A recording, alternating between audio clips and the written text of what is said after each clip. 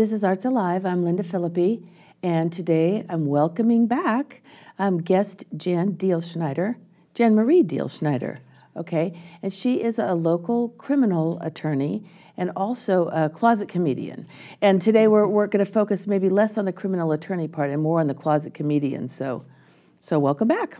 It's glad to be back. Yes, last time I was here, we were talking about the book that I'm writing that's of all my comic material, of things that happen in my life that, like most people, is funny because you can't make that stuff up. And so I promised you I'd come back and I'd share with you one of my stories. And you know what's interesting is we did have you scheduled for another day, and you wound up in court that afternoon, I think. I sure did, yes. You know, sometimes the wheels of justice just grind right over anything else you might want to do. Any kind of a personal life. But any kind of personal life, yeah. I want to say before you start this that I know in the News Register there was an article about you winning what pro bono Queen of the Year again. Oh, Queen. Yeah, that sounds better. Yes, there's 13,000 lawyers in the state of Oregon, and they give awards out in different categories like big mega firm, mega mini firm, kind of on down the law schools. And then the lowliest is the sole practitioner, the one that pays their own overhead, writes their own little checks, and for me, being a public defender, is making about minimum wage when you add in what they pay us and the hours you actually put in to get the job done. And so it really was quite an honor. And I mean, for McMinnville, Oregon, too. So out of 13,000 lawyers all over the place, you know, you think of Portland, Clackamas, Washington, you know, there's some big hitters there. And I was given this is my second year in a row that I won the award. I donated 1,000 hours in pro bono services, Wow. which means free legal services to women and children primarily who are really get caught in the sort of the gaps. You know, it's very expensive to get lawyers, but some of them really, really need the help. And so I stepped up to the plate, as I challenge all lawyers to do, and give of yourself. You know, it's the most valuable gift you have is your time. And so I gave 1,000 hours in 2009, and I won that award. And then I gave 900 hours in 2010 and won that award. And when our Chief Justice Paul DeMunis was giving me the award, you know, I was joking that I'd already nailed it for 2011 because here the year isn't quite over and I've logged in 850 hours. So really, I mean, you're giving 2 weeks out of every month, free. I have got to get a life. Yeah, no doubt. I mean, I guess I'd like to say congratulations and thank you, because I know that the work that you're doing is on behalf of people who really need the legal representation who absolutely can't afford it. Yes. So I would like to say thank you. Yeah, well, I appreciate that. Thank you very much. You know, I do it for all the glory and the plaques on your wall. That's the ticket instead of money. But anyway. Okay, so what do you have for us today? Well, this is one of my stories, and you know, I hope it cracks you up because it cracks myself up. You know, so I'm hoping that'll work. This is called Southern Comfort Landscaping Services. Okay. And I'm proud to be a redneck Yankee that grew up in what's left of the Wild West on a cattle and wheat ranch. My nickname was Jackie, and my best friend in the whole wide world and favorite cousin, who's a true Southerner, she grew up south of the Mason-Dixon line as a Georgia peach, and her nickname was Julep. Her family owned a company called Southern Comfort Landscaping Services.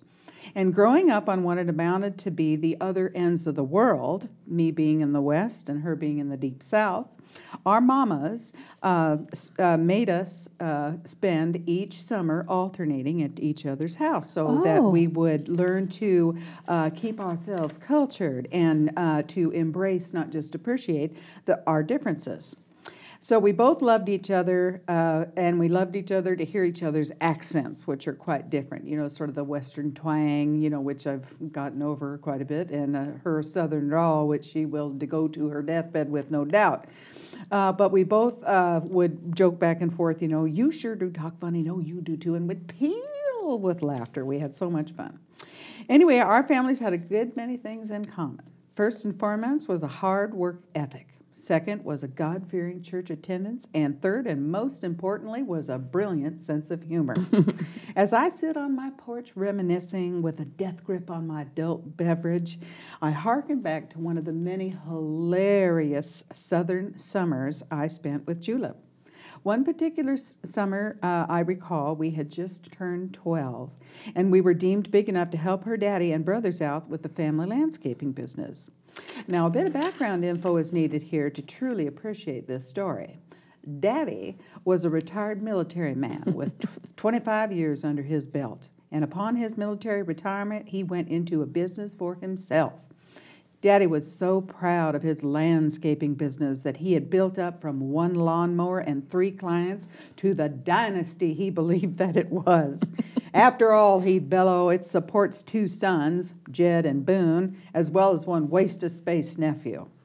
And this ne'er-do-well nephew was Daddy's brother's boy, and his name was Beauregard. When strapped for cash, as he often was due to a complete lack of any apparent job skills or any intention of gathering any, would come to Daddy and ask for help to, earn a little money helping the family crew out. This part-time employment arrangement came abruptly to an end the day Beauregard eliminated all doubt of possessing even one scintilla of intelligence. That day was a particularly hot and humid day. We were working on the gantry property, and Daddy was in a mood that reminded me of a bomb with a slow burning fuse. Anyone with a lick of sense knew to stay clear of Daddy. Most importantly, don't screw anything up that he would have to deal with. Well, it was Jed's job that day to supervise Beauregard, and due to a 2 out of 3 rock, paper, scissors loss, he got the job over younger brother Boone of supervising this nephew. The gantry property main house sat atop a small hill that overlooked at least a football field's worth of green grass rolling gently down to the ribbon of river that lined the property. This particular stretch of grass needed mowing. In an attempt to find a job for Beauregard that would minimize disaster, Jed assigned him a mowing job. In Jed's mind, how hard could this be? I mean, all you have to do is sit on the riding lawnmower and zig it and zag it back until the job was done. So Jed did not realize until too late just how wrong he was. After Beauregard had begun mowing the job, Jed went to work on pruning the hedges surrounding the backyard like a Chinese wall. And Julep and I, as always, were assigned the job of pulling weeds from the flower beds. Daddy was working in the front portion of the gantry's main house. He was thankfully clear out of sight and sound of the melee that was about to transpire. We worked in comfort to the rhythm of the low, steady growl of the mower. Our respected comfort level suddenly took a drop to the ground as the ear-splitting yells for help and whoop of terror coming from Beauregard's direction. We all turned and stared slack-jaw as Beauregard drove that mower at a high rate of speed, launched it into airborne status with an enormous splash into the river. Jed cried out, "Lordy, Lordy, Daddy's going to be madder than a wet hen." As he bolted down to the water to assess the full measure of damages, it was, after all, one of Daddy's best mowers and a fairly new one to boot. Julep and I were right behind him, not wanting to miss a single moment of this disaster show. Jed stood atop the concrete retaining wall abutted the lawn against the river and looked down at Beauregard, sputtering and splashing and proclaiming over and over, "It's not my fault, it's not my fault." And Jed could clearly see the mower just below the water line. Jed barked at Beauregard, now pleading for his life as he had never learned to swim, to calm down and keep his foot on Daddy's mower. He sent me over to the nearby truck for a good length of sturdy nylon rope and a towel. Upon my swift return, he handed one end of the rope to Beauregard and instructed him to dunk down and secure the rope around the belly of Daddy's mower. Well, Beauregard protests were instantly squelched when Jed's alternative, "If you got a problem with fixing this, you just bet I'll go ask Daddy."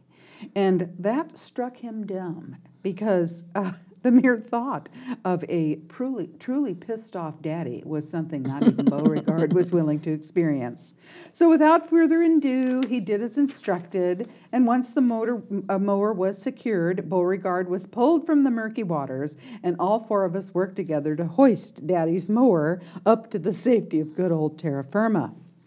Jed then said, "I do not even want to hear how you managed to do this. You just better say your prayer. The old girl dries out in the sun, and enough to fire her back up and load her into the truck by quitting time. You no good waste of space." Then Jed instructed Beauregard to work drying the mower and stay clear of all of us the whole rest of the day, that he was now in charge of drying and weeding. So he stomped away in utter disgust.